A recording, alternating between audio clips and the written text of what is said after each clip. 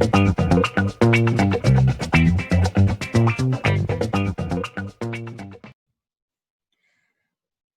allons voir ici, non pas une technique de calcul, mais une technique d'approximation d'intégrale appelée la méthode des rectangles. Alors, l'objectif est de donner une approximation d'une intégrale. Donc, dans l'exemple que j'ai choisi, ça sera l'intégrale de 0 à 1 de x carré dx. Alors, bien sûr, ici, on en connaît la valeur puisqu'on est capable de la calculer. Elle vaut 1/3, donc environ 0,333. Mais il paraît raisonnable de penser qu'il y aura beaucoup de fonctions dont on n'est pas capable de fournir une primitive et dont on ne saura pas calculer l'intégrale de manière exacte. Et donc, cette technique-là va nous en fournir une approximation.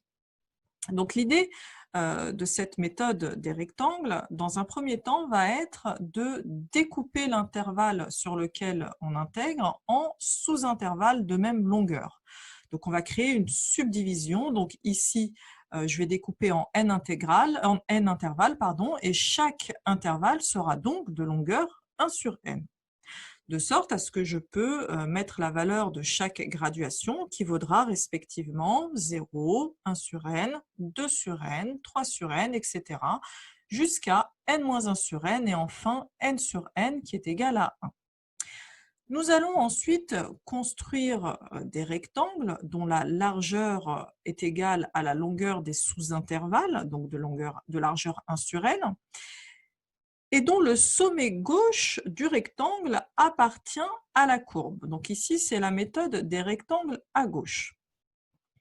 Et donc, si je regarde la hauteur de chaque rectangle, elle vaudra respectivement donc f de 0, f de 1 sur n, f de 2 sur n, jusqu'à le dernier rectangle dont la hauteur vaudra f de n-1 sur n.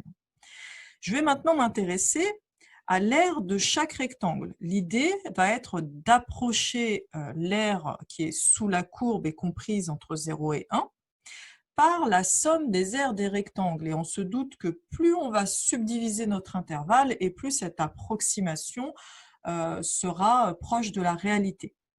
Et donc ici, on va obtenir bien sûr une approximation par défaut puisqu'on voit bien que la somme des aires des rectangles est inférieure ou égale à l'aire recherchée. Alors on y va, donc si je regarde le premier rectangle, il sera bien sûr de largeur 1 sur n et de hauteur, donc f de 0 qui vaut 0. Le rectangle suivant, qui sera donc toujours de largeur 1 sur n, mais de hauteur f de 1 sur n, c'est-à-dire 1 sur n au carré. Je continue ensuite avec le rectangle suivant, dont la hauteur vaudra f de 2 sur n et la largeur qui ne change pas, qui vaudra toujours 1 sur n. Donc, je vais tous les écrire jusqu'au dernier rectangle, dont la largeur vaut 1 sur n et la hauteur vaut f de n-1 sur n, soit 1 sur n fois n-1 sur n au carré. Je vais additionner tout ça en mettant en facteur la largeur, soit le 1 sur n. Et je vais donc avoir ici une approximation par défaut de l'aire qui va s'écrire, alors si j'utilise le symbole somme, 1 sur n fois la somme de k allant de 0 à n-1 de 1 sur k au carré. Donc ce symbole somme, c'est juste une manière donc plus concise de reprendre la somme que nous venons d'écrire à droite. Bien. Alors maintenant, l'idée suivante va être de construire les rectangles différemment, c'est-à-dire de toujours conserver une largeur qui vaut 1 sur n, mais de prendre cette fois-ci le côté droit du rectangle qui va appartenir à la courbe. Et ça sera donc la méthode des rectangles à droite.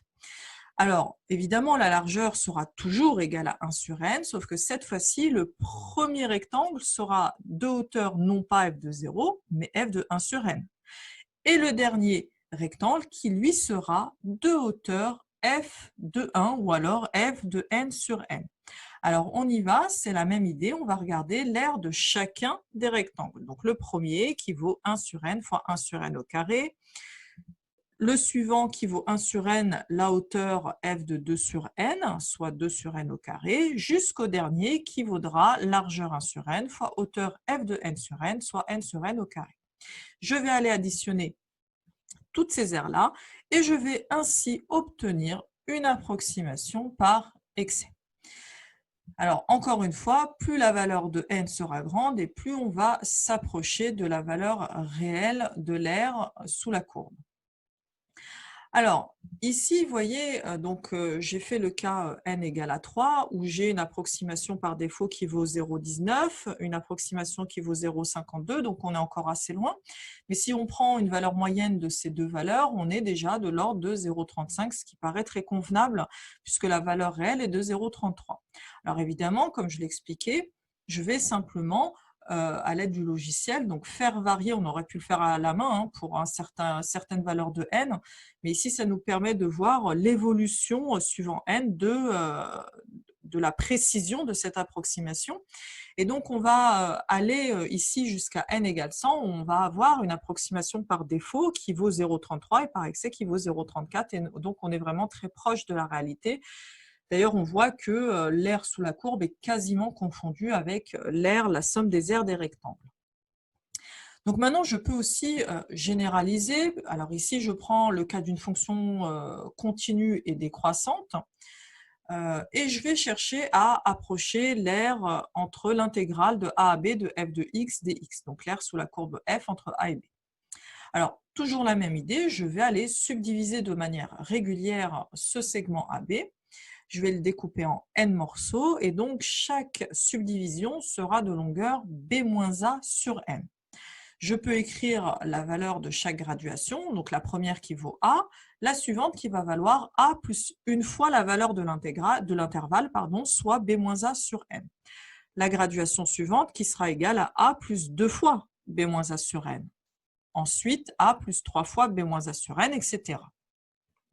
Et donc, je vais construire de la même manière des rectangles qui vont avoir une largeur b-a sur n, et je vais aller prendre une hauteur qui sera égale à f de a plus b-a sur n, puisqu'ici on a pris la méthode des rectangles à gauche, soit le sommet gauche du rectangle qui est sur la courbe.